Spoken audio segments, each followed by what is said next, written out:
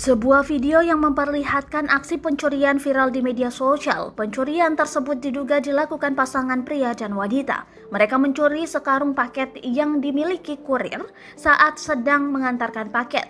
Belakangan diketahui pencurian itu terjadi di Kecamatan Gunung Putri, Kabupaten Bogor, Jawa Barat, Rabu 10 November 2021.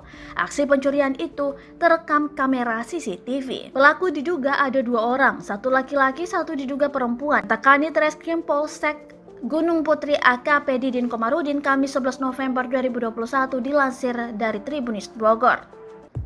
Menurut Didin, peristiwa itu bermula saat korban sang kurir mengirim paket ke sebuah rumah warga.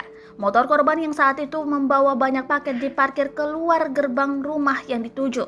Kemudian, dua orang yang berpakaian merah langsung mendekati motor sang kurir. Selanjutnya, dua orang itu lalu mengambil satu karung paket dari dua karung paket tersebut.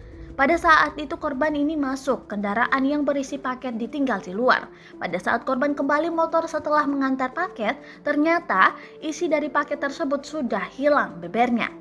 Sementara itu, Kasih Humas Polres Bogor AKP Ita Puspitalena mengatakan setelah kejadian itu viral, pihak Polsek Gunung Putri langsung turun untuk melakukan pengecekan.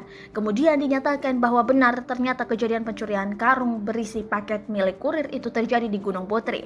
Polisi pun langsung melakukan penyelidikan untuk memburu pelaku.